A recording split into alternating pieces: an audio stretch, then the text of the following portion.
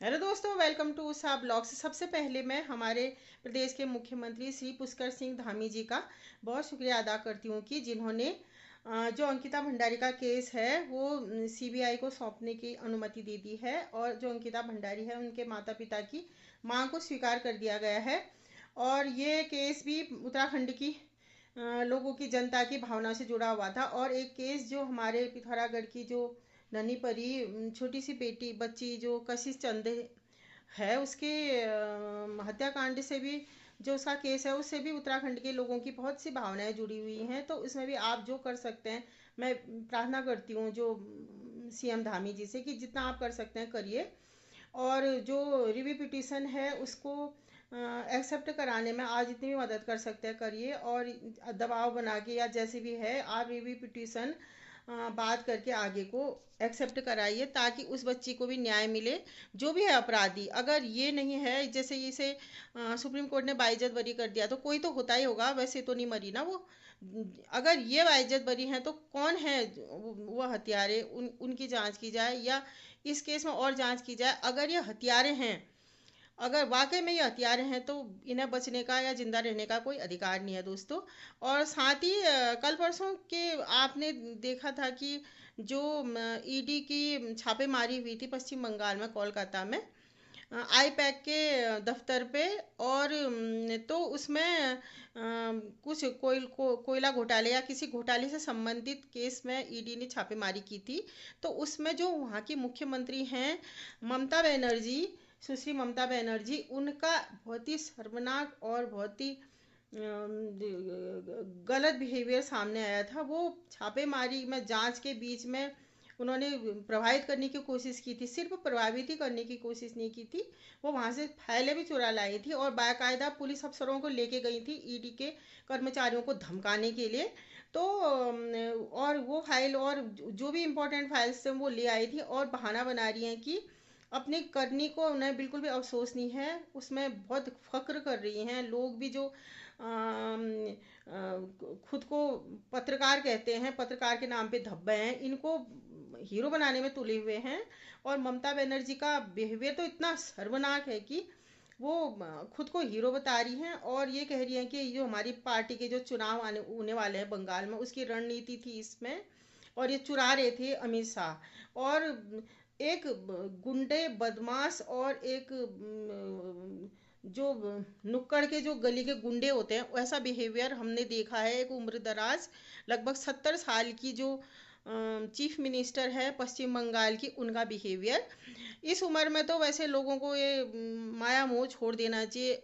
ऐसे गुंडागर्दी करके ऐसे हल्का बिहेवियर करके तो क्या फ़ायदा अगर आप मुख्यमंत्री भी बन जाएंगी तो।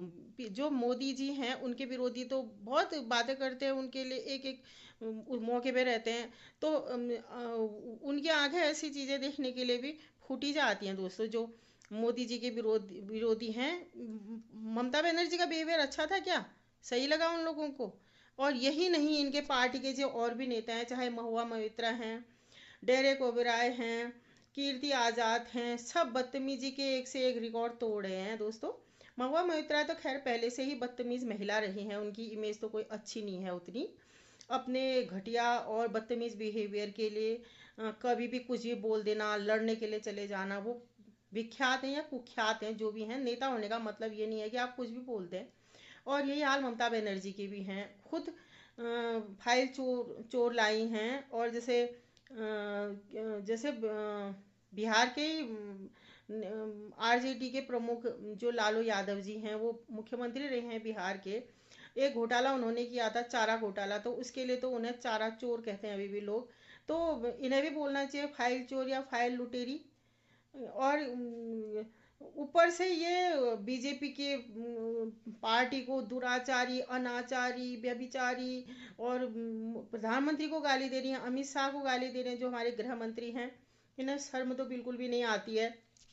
ये खुद है, इनकी पार्टी खुद है दुराचारी और गुंडे मवालियों का गिरोह है इनकी पार्टी। टीएमसी एक पार्टी नहीं है। शाहजहां शेख जैसे लोगों को ये प्रश्रय देती हैं।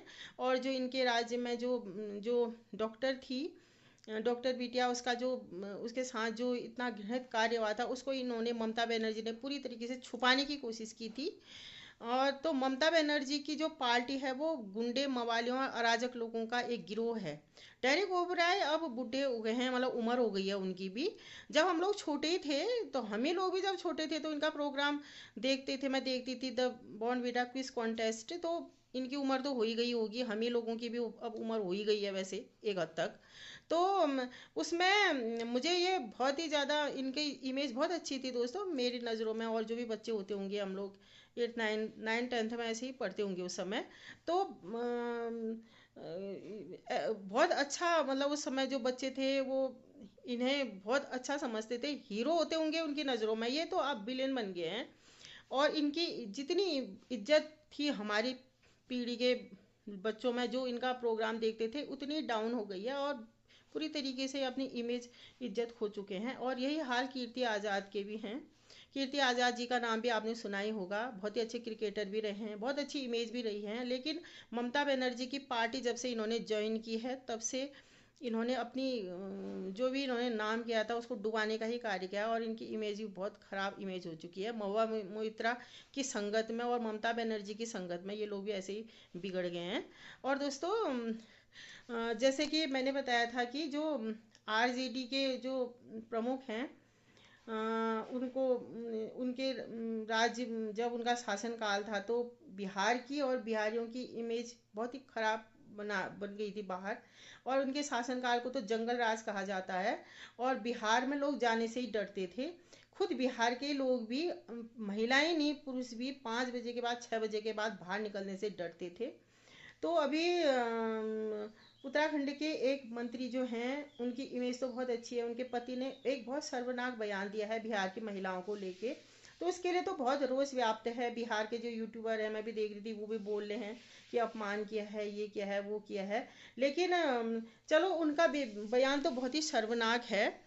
और अभी प्रियंका भारती भी कल परसों मैं एक डिबेट देख रही थी, उसमें बोल रही थी बीजेपी वालों से और जेडीयू वालों से कि आपके मंत्री ने ऐसे बिहार की महिलाओं की बोली लगाई तो आपने क्या कर दिया। पहली बात तो पार्टी के एक मंत्री ने या नेता ने बयान दिया है तो पार्टी को तो घसीटा जाएगा। लेकिन कोई भी हो, अगर पार्टी उस बयान से किनारा कर रही है और खुद उस बयान को सर्वनाक बता रही है और उन नेता ने भी माफ़ी मांग ली किसी पार्टी का है, तो इतना खींचना नहीं चाहिए। अगर वो पहली उनकी गलती है तो कुछ हद तक लोगों ने माफ़ करने का प्रयास करना चाहिए। नहीं माफ़ कर पा रहे हैं तो कोई बात नहीं, कानूनी कार्यवाही करेंगे ही। कानूनी कार्यवाही कर सकते हैं, करें। और बहुत मुझे लगता है कि आजकल जैसे लोग कुछ भी बोलने में केस कर देते हैं, तो इन पर भी हो सकता हो गए हों। लेकिन उन मंत्री को घसीटना, पूरी पार्टी को घसीटना तो सही नहीं है। या तो पार्टी इनके बयान को उचित ठहराती, या वो मंत्री इनके बयान को उचित ठहराती। उन्होंने खुद निंदा की है और बुरा बताया है इस बयान को, और अपनी तरफ से कार्रवाई भी करनी चाहिए, करेंगी भी। और जैसे मंत्री जी के पति होने के नाते इन्होंने बयान दिया, तो मंत्री को भी घसीटा जा रहा है। तो उन्होंने तो मेरे ख्याल से कभी कोई बयान नहीं दिया महिला विरोधी, नहीं उन्होंने इन्हें कहा होगा ऐसा बयान देने के लिए। हाँ, आगे से वो कोशिश कर सकती हैं कि उनके पति ऐसे बयान नहीं दे। और जो कार्रवाई करनी है उसके लिए हम नहीं कह रहे हैं, करें लोग जो कार्रवाई कर सकते हैं, चाहे उत्तराखंड के हों कि बिहार के हों। लेकिन चलो, ये लोग तो दे देते हैं बयान, यही बयान नहीं आया है बिहार के लोगों के लिए, बिहार के लोगों के लिए। और जैसे बिहार के ही लोग कहते हैं कि हमारे साथ बहुत भेदभाव किया जाता है या हमें गलत नज़रों से देखा जाता है। जैसे बहुत से जुमलों का प्रयोग किया जाता है बिहारियों के लिए, एक बिहारी 100 बीमारी। तो इस स्तर तक पहुंचाने में प्रियंका भारती जी से मैं पूछना चाहती हूँ कि किसका योगदान है बिहार को इस हालत तक पहुंचाने के लिए कि आज बिहार की इमेज ऐसी बनी है। कोई कुछ भी बोल देता है बिहार के बारे में मुंह उठा के, ऐसे महाराष्ट्र की लड़कियों के बारे में तो नहीं बोला, पंजाब की लड़कियों के बारे में तो नहीं बोला, या साउथ की लड़कियों के बारे में तो नहीं बोला। उस जो बोलने वाले हैं वो तो दोषी हैं ही। और जिन्होंने बिहार को इस स्तर तक पहुंचाया है कि कुछ भी बोल सकते हैं, इतना हल्का हल्के में ले लेते हैं बिहार और बिहारियों को, तो इसमें कहीं ना कहीं वहाँ के नेताओं का, प्रशासन का भी योगदान है। और आज तो खैर बिहारियों की इमेज पहले से बहुत सुधर गई है। नीतीश कुमार ने बहुत, इन्हें सुशासन बाबू कहा जाता है, 3 4 बार ये जैसे मुख्यमंत्री बन गए, तो ऐसे ही नहीं बने होंगे क्योंकि इतने सालों के शासन के बाद तो लोगों में बोरियत भी हो जाती है या कुछ ना कुछ असंतोष हो जाता है, फिर भी आरजेडी क्यों नहीं आ पा रही है सत्ता में? क्योंकि जो जख्म उन्होंने बिहार को दिए हैं, जंगल राज की परिकल्पना से ही लोग डर जाते हैं। शिल्पी जैन हत्याकांड, चंपा विश्वास जो रेप केस हुआ था, और कैसे पूरा परिवारी जो आरजेडी के नेताओं ने पूरा वो कर दिया था। अब तो कहा ही जाएगा, जब बयानी में पूरी पार्टी को घसीट देते हैं ये लोग, या सभी घसीटते हैं और घसीटा ही जाएगा जो शर्मनाक बयान देगा। लेकिन ये लोग तो क्रिमिनल हैं, हत्याकांड भी करवाते हैं, इनके नेता पकड़े जाते हैं या आरोपी होते हैं, छूट जाते हैं और बात है। आजकल तो खैर सबूत ही मांगता है कोर्ट।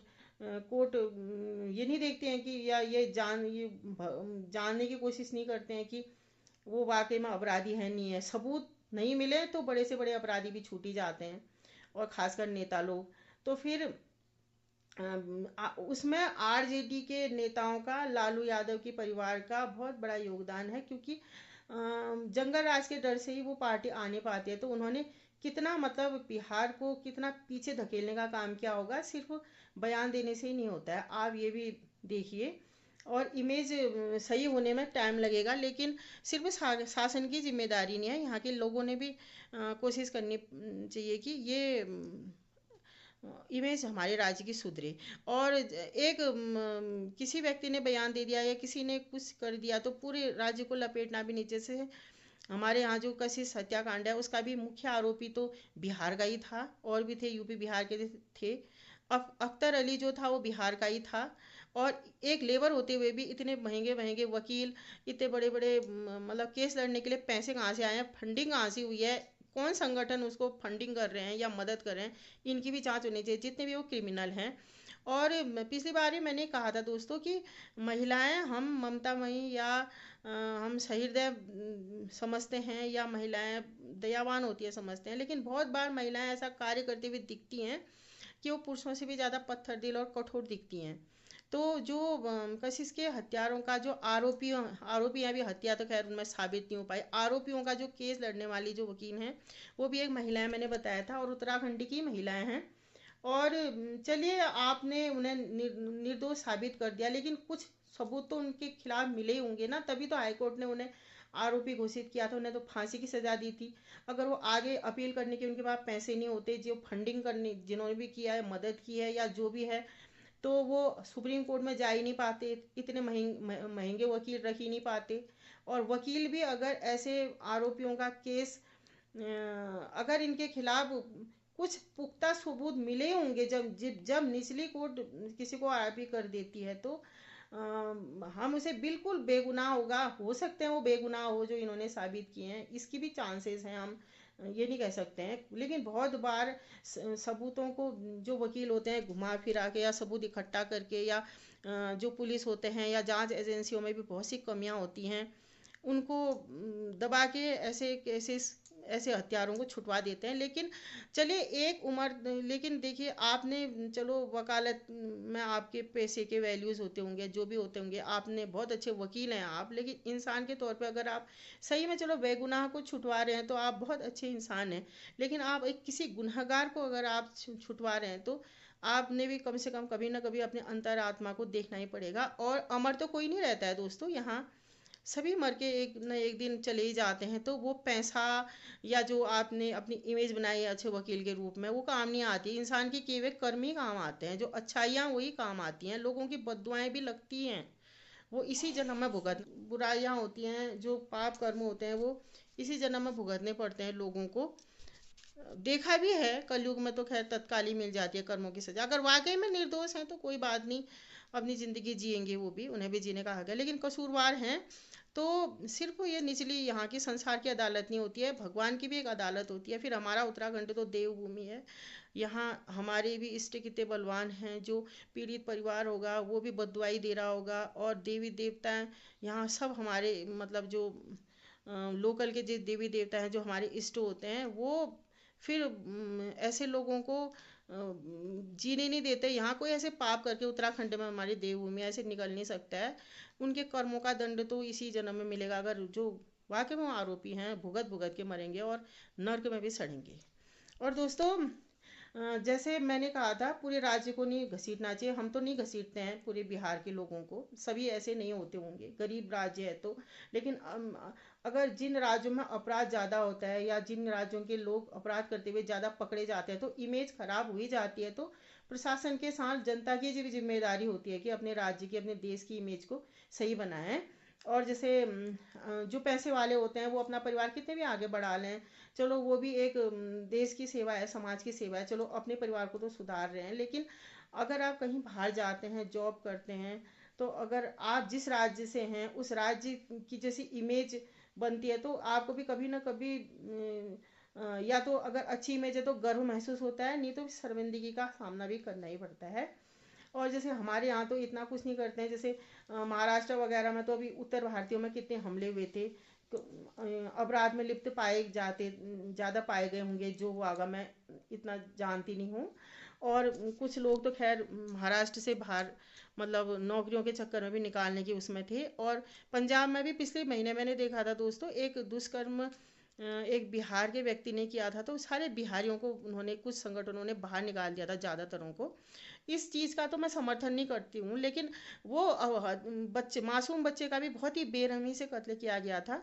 तो ऐसी चीज़ों में लोगों की जो गुस्सा फूटता ही है। फिर जो मतलब जिस राज्य के लोग, या मैं सिर्फ यूपी बिहार की बात नहीं कर रही हूँ, कोई भी राज्य हो, भविष्य में कोई भी राज्य हो सकता है, ज़्यादा अपराध घटनाएं होती हैं या अपराध में लिप्त पाए जाते हैं तो उनकी इमेज फिर सही नहीं बच जाती है, तो लोगों को भी मौका मिल जाता है ऐसी चीज़ों में फिर। तो अपने राज्य की इमेज सुधारने का हमने भी प्रयास करना चाहिए, सिर्फ सरकार पे नहीं छोड़ना चाहिए। और अभी देखिए दोस्तों, उत्तर प्रदेश में भी देखा था हमने, समाजवादी पार्टी के शासनकाल को भी गुंडों का ही शासन कहा जाता था।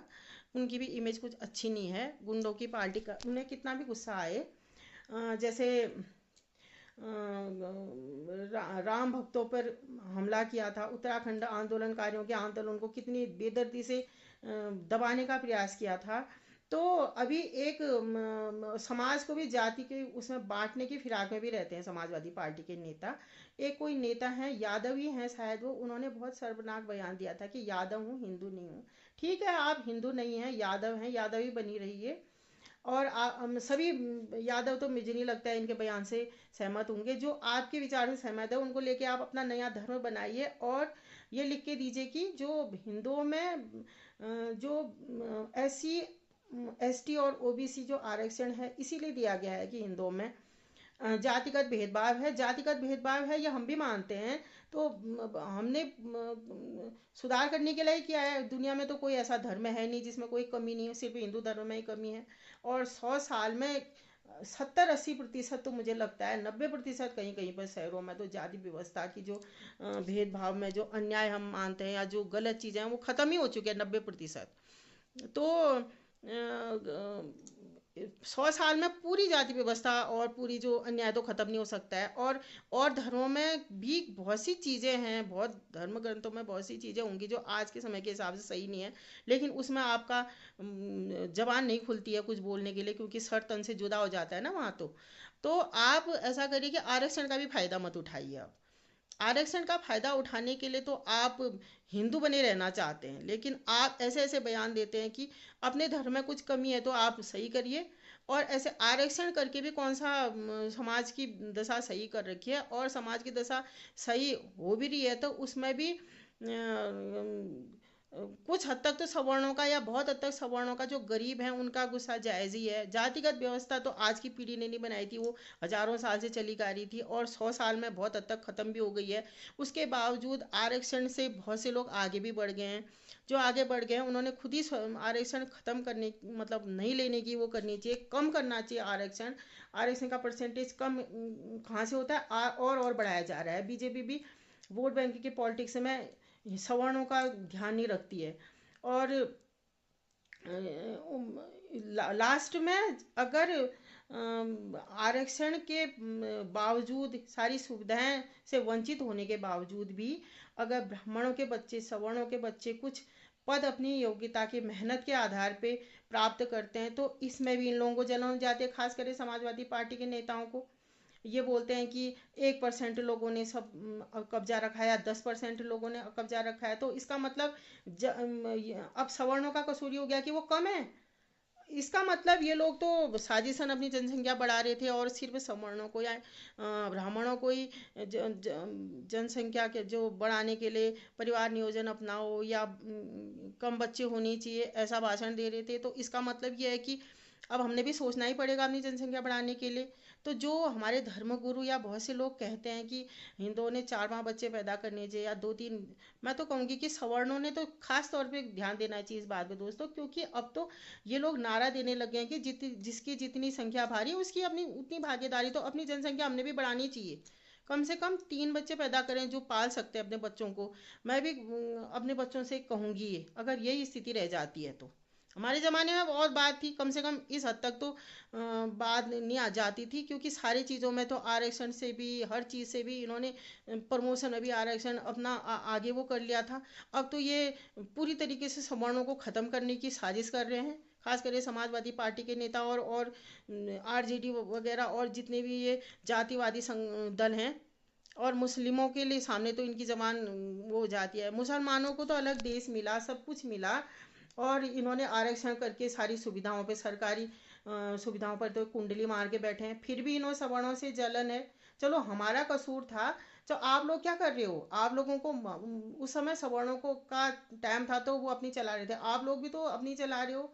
और उससे भी ज़्यादा अब आप लोग अपनी चला रहे हो, उससे भी ज़्यादा आप अत्याचारी हो गई हो, बुरा व्यवहार कर रहे हो सवर्णों के साथ, करने की कोशिश कर रहे हो आप।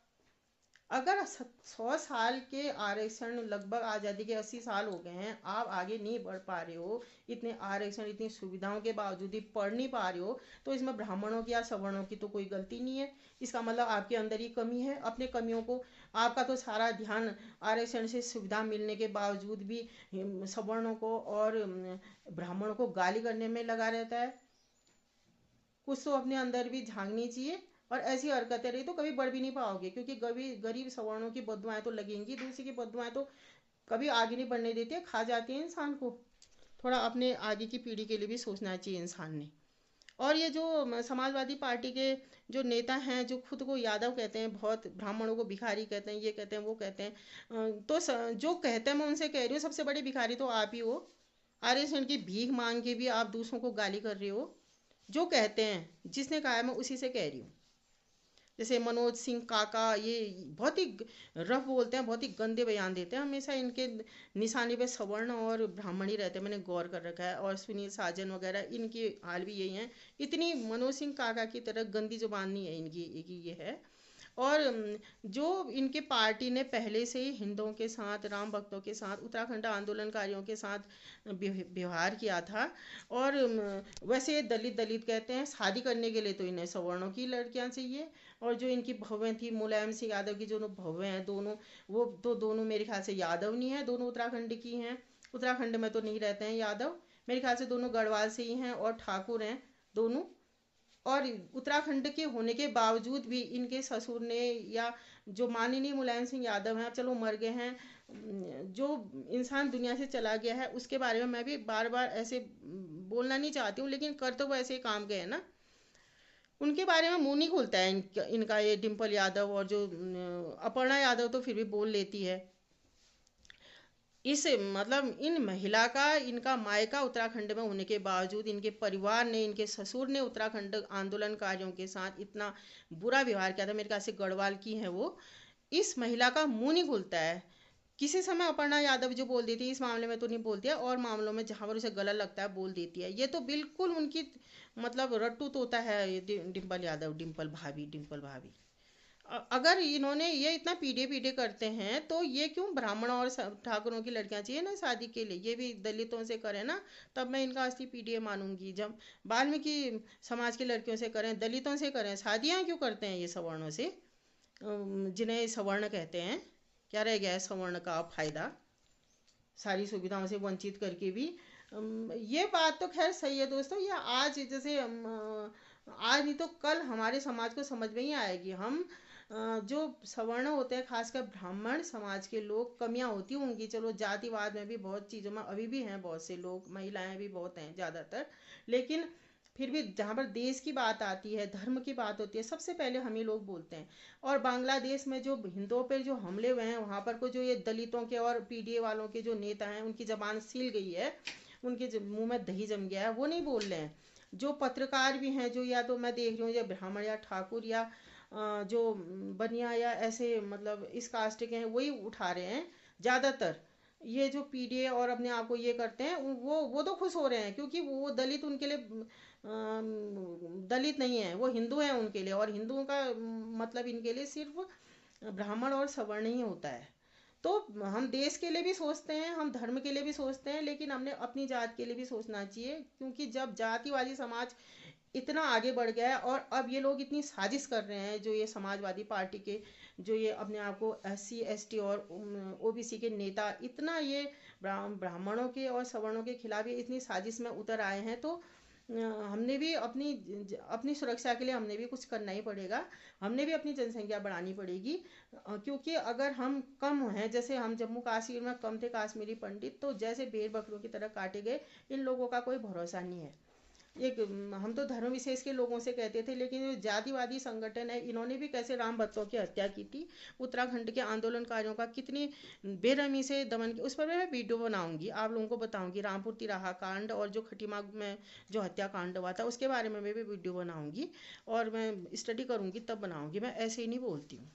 और दोस्तों, इन चीज़ों को देखते हुए भी सवर्णों ने भी खुद के लिए भी जागरूक होना चाहिए। देश और धर्म के लिए तो हमें सोचना ही सोचना है, सबसे ऊपर हमें देश को रखना है, धर्म से भी ऊपर देश को रखना है।